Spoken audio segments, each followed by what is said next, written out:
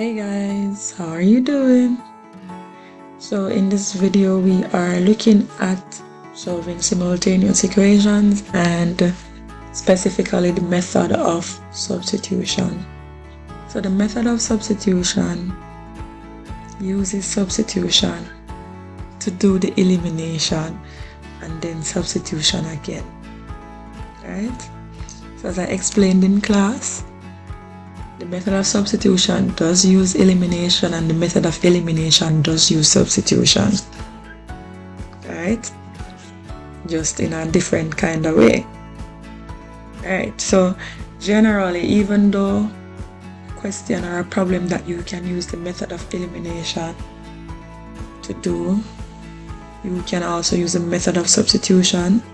There are circumstances where it is best to use the method of elimination or it is best to use the method of substitution. So I say it is best to use the method of substitution when you have at least one equation where the coefficient of one of the variables is 1. And of course by that we mean that there's no visible number beside the variable, right? Of course you remember. So if we look at this problem that we're given to solve, 2x plus y equal 5 and 3x minus 2y equal negative 3, then we can identify equation 1 as the equation that has a variable with a coefficient of 1. What is that variable? Yes, the variable is y, 2x plus y, right? So that means this is 1y. Why we use this one? Because it is the easiest to work with, to make that variable the subject of the equation. And of course, you know we mean by subject that variable would be by itself on one side of the equal sign, preferably the left side, right? So in this problem we have identified that, okay, equation 1 has a variable with a coefficient of 1. So step 2 then is to rewrite the equation to make that variable the subject of the equation. So if the equation is 2x plus y equal 5, we're going to rewrite this equation to make y the subject. So let us do that. So of course, if we're going to make y the subject, that means that we need to get y alone. So that means that we need to move the 2x. And we are not using the double, not showing the double method, right? So we know that if we move a term from one side of the equal sign to the other side of the equal sign, we do the opposite of the operation that was taking place. So we have positive 2x over here. So when we move it to the other side, it's going to be negative. So now we're going to have y is equal to 5 minus 2x. So now we have y as the subject of that equation. Alright, then we need to substitute that we have.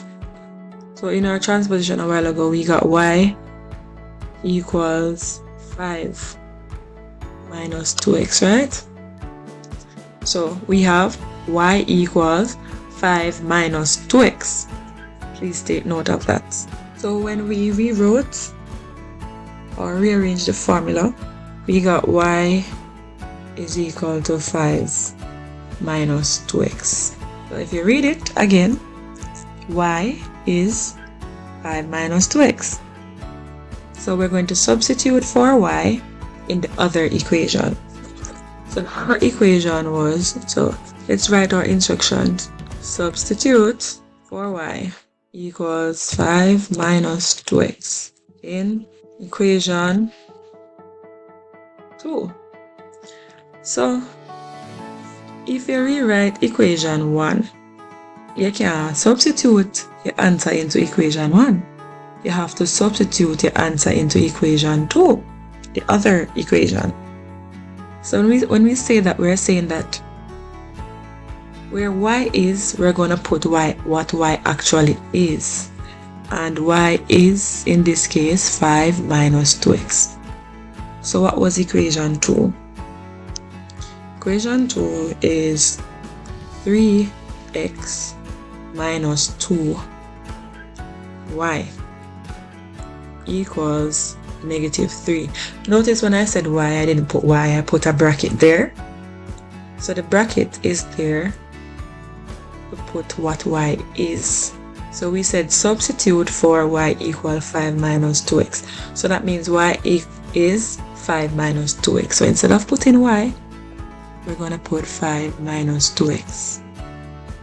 Think about football, netball, basketball.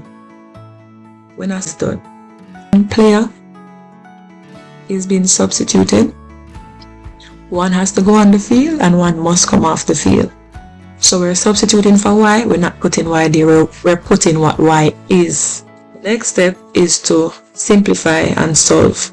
So in this case, we write back our 3x. We expand and remove the bracket using the distribution method. So negative 2 times 5, that's negative 10. And negative 2 times negative 2x, and negative times a negative is positive. So that's going to be positive 4x. And that is equal to negative 3. Group the like terms. And you don't have to show this method, but for the purpose of the example I will. So 3x plus 4x minus 10 is equal to negative 3. 3x plus 4x, that would be 7x, minus 10 equal negative 3. So we're on our way to solving.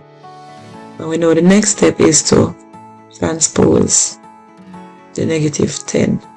And it's negative, so when it gets to the other side of the equal sign, it will be positive. So now we're going to have 7x equal negative 3 plus 10.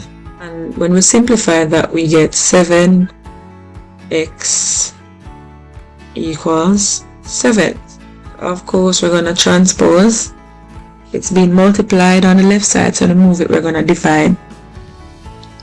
And we're going to be a bit mature. And instead of using the division sign, we're going to represent it as a fraction. 7 divided by 7. So x is equal to 1. Are we finished? No, we are not finished. We need to find the value of y by substituting the value of x that we have found. So you can always pause the video and write. So step 4, which we already did, is to solve the equation. So we just solved that equation, right? And we got x equal 1. Step 5 is to substitute your answer to get the other variable. So we are going to now substitute for x equal 1. And you must use one of the original equations.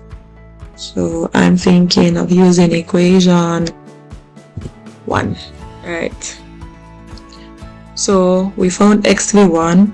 Equation 1 is 2x plus y equals 5. What is x? X is 1. What does 2x mean? 2 multiplied by x. So that means it's 2 multiplied by 1. So that's 2 plus y equals 5. We want y. So we need to transpose the 2. It was positive. So it will become negative.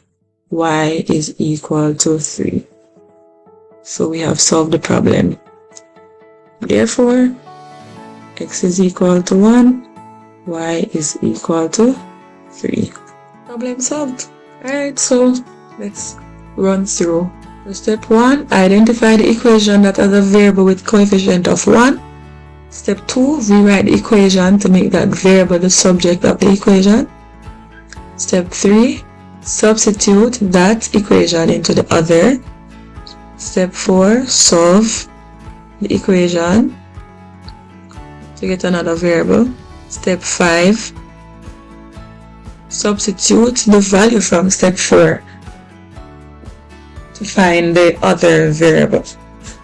and you are done.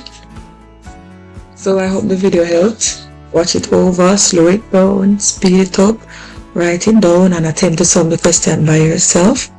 All the best.